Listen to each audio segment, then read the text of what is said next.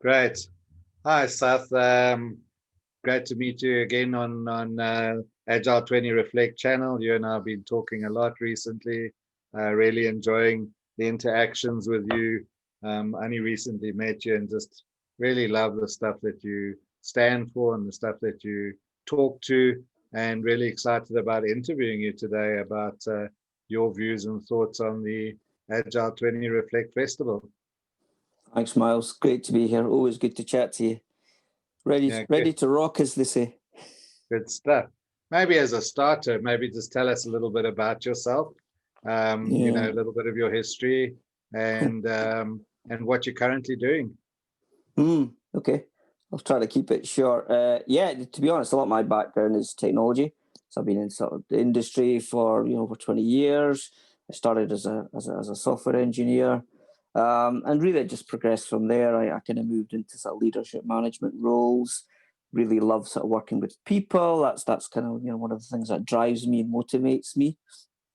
Really kind of took it from there. I've been passionate about Agile for a long time and what it stands for and the value it can bring to organizations in terms of how people work together and get things done, things that are, impactful, so I'm sure we're going to talk a little bit more about that. And latterly, I'm currently in the financial sector in Scotland. I'm based in Edinburgh. I work for one of the global banks. But my passions are both, technology, sort of leadership, agile leadership, good agile adoption, DevOps. As you've seen of late, I am also a passionate visual storyteller. So that's one of my sort of little side bits. I love to try to bring things to life with visuals and help communicate and land the messaging. So that's probably the short version. I don't know if that's what you were looking for, but No, very good introduction. And I must admit the visual storytelling is something that I wish I was better at. So I love looking at visual storytelling, but I'm not sure I'm that great at putting it together. So I really admire people like yourself that can take the story and really visualize it so that it's so impactful in a very quick way. So yeah, kudos to you for that. You mentioned Agile a couple of times there, and the whole purpose of the 2020, the 20 Reflect festival that we're having in 2021 is celebrating the 20th anniversary of the signing of the Agile Manifesto. And the word has been around and most probably used and abused by many people. You have people talking about big A agile, small A agile. What does agile mean to you? I mean, what draws you to it, and what does it mean to you? Okay, that's a good one. To me, to be honest, I mean, agile is really ultimately about people. It's about people coming together to optimize the way in which they collaborate to deliver great outcomes and effectively respond to change. And to me, that's what it's always been about. And when you see that happening, on a project, on an initiative, you see people coming together, working towards like a common goal, kind of energized, and they know what they want to do, and they're really supportive of one another. There's a lot of honesty and transparency, and they get good stuff done. To me, that's what good agile looks like. That's what it feels like. You know it when you see it. You know what I mean? It's that type of thing. That's kind of my experience of it. Because obviously we've all seen good and bad, right? When you see the good, it really is thrilling, and you kind of want to celebrate it.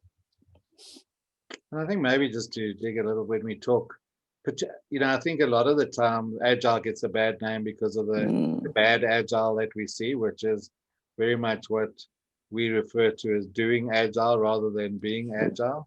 Yeah. What do you think really needs to change? Where are the biggest opportunities for us to change in agile, not only from a framework and thinking perspective, but where are the new industries or applications or populations that we could possibly move into?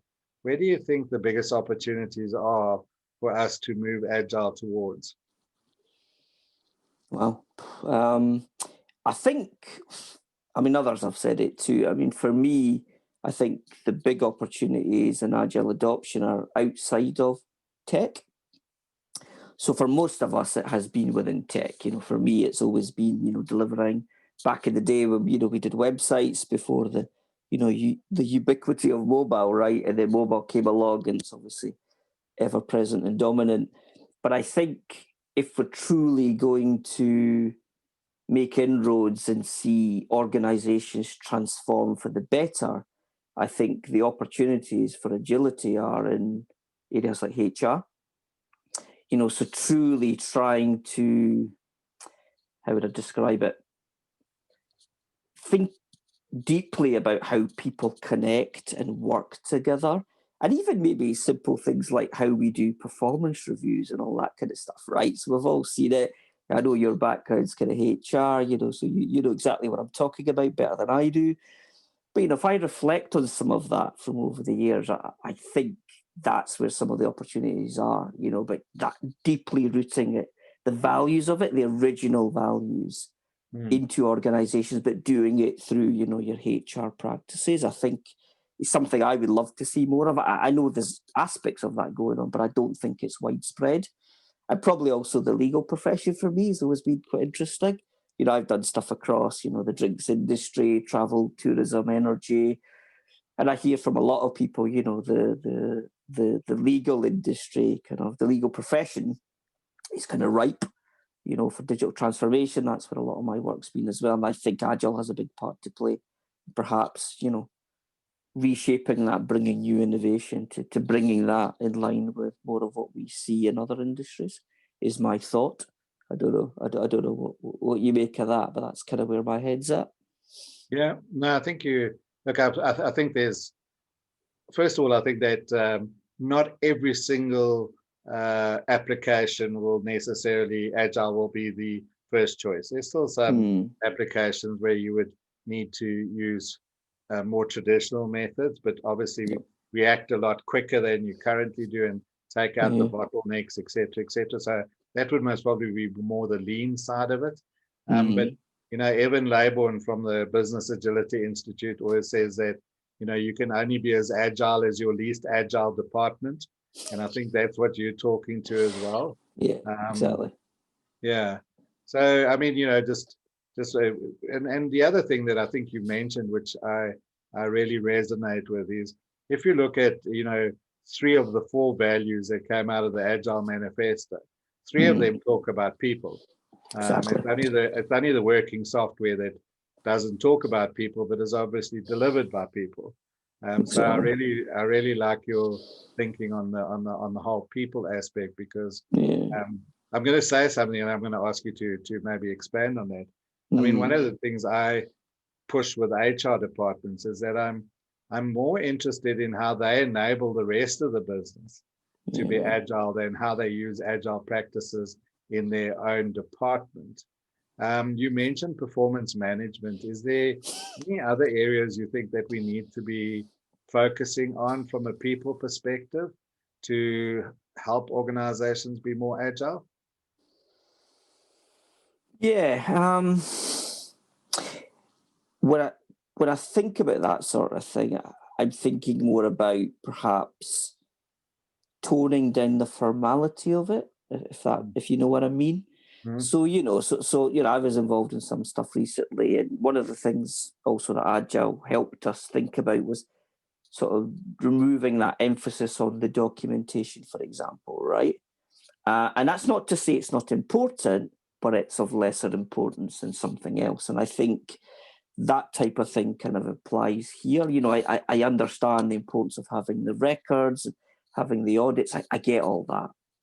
But I feel like sometimes when I've been experiencing those conversations, or even in the past delivered myself, I've done a lot of line management over the years, but usually within a framework that we were given that was prescribed by that particular organization. This is more about being true to the conversation. I like the true conversations. That's what I prefer. And if I have an opportunity just to chat to someone, even now, right, take the world we live in at the moment, right, and we're totally dispersed. So, it's very difficult to talk to somebody quickly without, trying to reach them on Teams or trying to reach them on Skype and get time with them. But being able to just go, look, let's just chat it through is, to me, much more powerful. And you can really make progress by making that connection. And that's kind of what I'm passionate about. And it works really well. I've done a lot of it this year, building, community initiatives. And I think that is where the power lies. And I would like to see organizations promoting that more, like throughout deeply, however they want to do it, but making that the essence of it. No, I can't agree with you more, Seth. I think that, I've seen it not only in America and in Europe, but also in South Africa, where our HR departments focus much more on regulatory compliance and actually enabling the business to do these types of things that you've been talking about. And, the message we're trying to get across to the HR community. And I must say that a lot of them are picking up on this, is that they realize that they're at a crossroads where they can really make a real difference in organizations by bringing around this flexibility you talk about, and this people building and much. So 100% agree with you on that. Awesome. Okay. Carry on. Yeah. So I mean, you've been in Agile for quite a long time, obviously in business. Your experiences across various industries. What highlights spring to mind in terms of your own journey? Oh, well, don't know. I don't know whether I've got that one per se. I mean, the thing I would say about the journey, and I recently had the opportunity to talk at one of Edinburgh's universities about this very thing. And what I love about what we're doing here is that opportunity to kind of reflect. So you asking that question is another opportunity to go, what has this journey meant for me? How is it? And actually, my journey started over 20 years ago when, as I mentioned, I started as an engineer, and the team I was in, we were adopting XP. And still to this day, I've got it here. I've got, you recognize the seminal text, or if you can see it with the virtual background, but, Kent Beck's, extreme programming, and the ideas that were in there about, the user stories and the conversations, doing work in iterations, pair programming. So I was pair programming with people who already had 20 odd years industry experience. And I was too young to really, truly appreciate that back then. But I look back at it now, and these individuals were great mentors for me. And I learned a lot. I remember doing code reviews and stuff back then and totally having the fear. But it's actually so good for me, and that's kind of, helped shape, the journey I've been on. In terms of highlights, I think this year, to be honest, it's hard to get past it. It's been a tough year for pretty much all of us. But probably some of the work I've done in sort of the community in Scotland, my own meetup, the future of work in Scotland, and that sort of shift we made early on. So we did that kind of right as COVID struck, moved to the kind of virtual model, did, weekly events, and that agility and that collaboration, almost like weekly sprints, and building that global community and it growing into a global community in a way that we hadn't anticipated. Having people join us from, South America, your own continent. We have a few from Johannesburg that join us from time to time. We have people from Lebanon, Qatar. It's just been incredible to see. And I think that probably is a highlight for me in terms of my own journey. What also excites me about the work we're doing here is we're doing a lot of the same thing, but it's scaled up even further. And to me, it's just really exciting. So yeah, that's kind of where I am with it. Yeah. No, good. Yeah, and it's just a continuous journey, isn't it? I think that's what's so exciting about the agile world, is that it's not static, and you're just continuously learning every day. So it's fantastic. And going on from there, so somebody who's now coming straight out of university or school or college, and they wanting to come into the agile community, what sort of advice would you be giving them? If they're just about to start a career in agile? Yeah. So Yeah, so probably a lot of the stuff I'd already kind of touched on. So I think I would be encouraging, and obviously I had this similar sort of conversation with Mr. Coburn earlier in the week when I was chatting to him, and I think trying to encourage people to truly focus on the communication, I think is at the heart of it. It's a big part of what I try to put emphasis on in the day job and all the different voluntary pursuits that I'm involved in.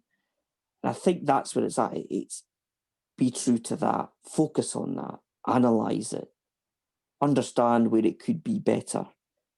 Try to see examples where it's not good. I don't want to say bad communication, I just did, but maybe less effective communication. And I did a session earlier this year with Douglas Squirrel and Jeffrey Friedrich, and they wrote Agile Conversations, and I'm a huge fan of their work and the book, and they talk a lot about that sort of conversational analysis stuff. And I think if we can try to advocate more of that, those of us who've been around a lot longer and have seen the good, the bad, and the ugly, and say, look, focus on communication, make that your center point, make it the key. I think we will see the kind of things we want to see. Don't focus on deadlines, don't focus on, the delivery, don't focus on, promotion, getting ahead. I spoke recently to someone who taught and was quite early on in their journey and was talking very quickly about, I want to do leadership, I want to be a leader. I was really puzzled. I was like, what does that even mean? Well, why would you say that? That's not how you should be thinking. Leaders come from anywhere and everywhere, but you're a leader because other people view you that way, because you exhibit certain behaviors that people admire, right? And they're the things I think I would like to try to help those who are earlier on in their journeys appreciate, for want of a better term. I don't know, does that resonate? Yeah, no, it definitely resonates, especially the issue on leadership. In my mind, I think from a people perspective, there's two big things that we need to tackle in Agile that I call sort of almost blind spots. One is you've actually mentioned both today, the whole performance and reward issue. We know that performance management and reward has to change, but we don't quite know how that works. And then also converting or moving people from command and control leadership to servant leadership. It's a journey, and we need to create that psychological safety for them to make that journey. So I think you really picked on, to me, what are the two biggest blind spots in Agile is that performance reward and the leadership side. So yeah, thanks for that. I'm glad we're on the same page. I always felt we were, but today we've confirmed it. Yeah, no, definitely, Seth.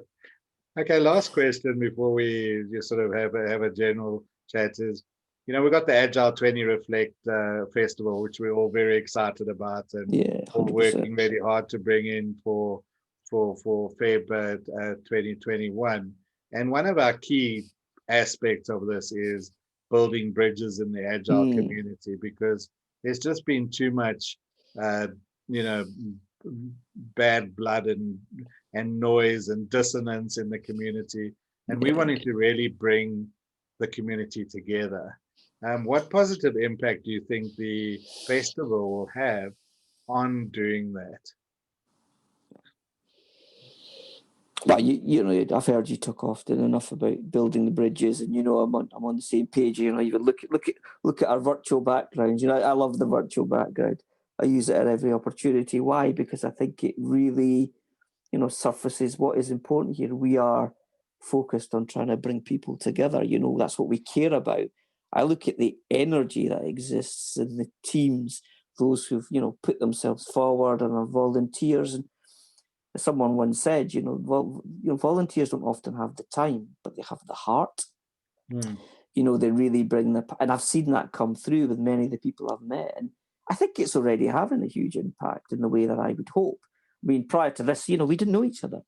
Now we do. We've built up a good relationship, and I really like a lot of what you do. And I've come to understand your work, and I'm sure there are kind of other collaborations in our future. and I think that's what it's about. It's connecting us to other parts. I kind of have sort of, my work has taken me across Europe and to the States and the Middle East, but not, and India obviously, because I've worked with a lot of teams in India, but not really that much to the Southern Hemisphere. And Agile 20 Reflect is doing that. It's doing that. I've had some connections in Australasia just through my meetup work, but not really that much in Africa. And I'm really excited to be connected with people in that continent, to be making these, building these relationships, these connections, these friendships, and it's brilliant. And I'm excited to be hoping to do the same in South America. So I think that will be, the overarching impact of it. But I think we're already seeing that, and I think all that will happen over time is it will get bigger and it will get better, and we'll all be doing these things together. And as you say, breaking down some of those sort of barriers, bringing unity, and just trying to overcome some of what exists in Agile sort of history and past. There's lots of good stuff. There's some not so good stuff. And I think we're making great inroads to focusing on all that is good about it. And I love it. No, I think Seth, you hit it right on the head there. I mean, I was in a ambassador's talk on Friday where I'm meeting people from Qatar and South Korea and India, and I've traveled a lot, but I'm meeting people that in countries I haven't been to before, and I think that is the biggest impact. It's not so necessarily about the proven heroes of Agile. It's they obviously have a big role to play, but these new global collaborative relationships that we're building, that's what excites me the most, I think, at the end of the day. Absolutely. Yeah. No, we're on the same page, 100%. It's why we're doing this, right? Because we want to see people come together. And as you say, you made a really good point there. We are also looking to almost, I would say, remove or reduce the barriers to entry for others, because I think that has been a problem in the past. Yeah.